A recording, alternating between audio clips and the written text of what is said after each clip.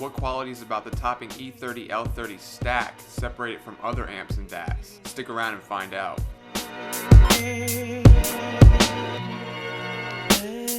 Greetings, Bosshead, and welcome aboard. Stuart Charles here, HomeStudioBasics.com, helping you make sound decisions leading to a beautiful audio experience that will make you fall in love with music all over again. So, let's talk about the topic E30 L30 stack. Single review.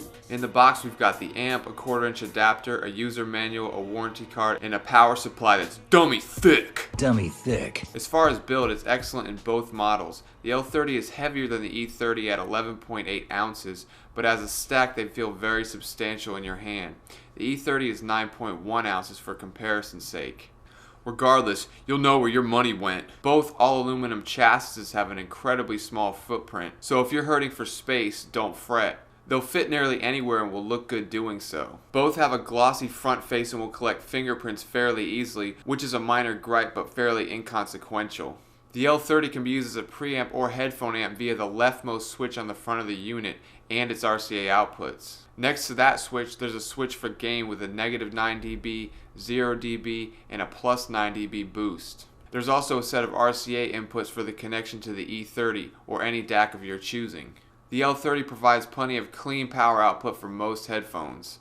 I feel comfortable driving anything I have with it. The Hi-Fi Mandeva, the AKG K702, K612, the Sennheiser HD600, the Philips SHP 9500, the 9600, and the Koss KPH30i, etc.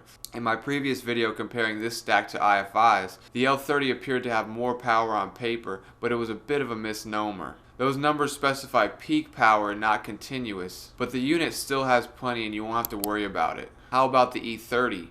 In the box there's the DAC, a warranty card, a user manual, USB cable, and remote. The E30 supports up to DSD 512 and PCM 768 kHz, but none of that even matters because you can't hear anything over 20K. Period. A measurement that does matter is the L30's super low 0.1 ohm output impedance. This is perhaps the cleanest amp I've heard, alongside such favorites as the topping NX4, FiO A3, JDS Atom, Objective 2, etc. I'm not going to include the Magni in there because it's a piece of shit. Don't overthink it! Anyways, the E30 has optical and coaxial inputs, as well as a pair of RCA outputs for use with the L30. Connect it to your PC via the supplied USB Type-B cable and plug it into wall power. For single-player gaming as well as film, this stack is great because you don't have to move. I use an optical cable from my PS4 into the back of the E30, and then a pair of RCAs from the E30 into the L30. Adjust the volume on the amp first, and then plop down on the couch and assume your sedentary position.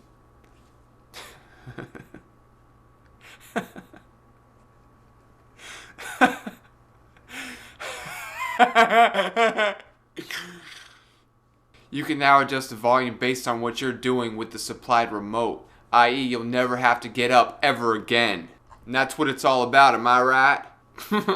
Yay, future health problems! To sum up, I like this combo quite a bit. What puts it over the top for me is the addition of the remote and the E30's optical input, as well as the L30's very low output impedance and more than adequate power output. The E30's front-lit interface is also a nice touch. I probably wouldn't rely on the L30 for really hard to drive cans like the Odyssey LCD Foe.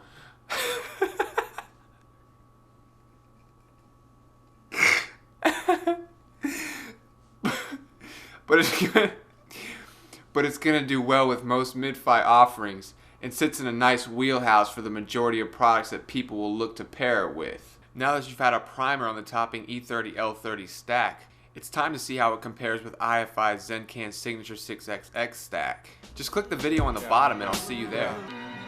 Check. Review brought to you by Stu.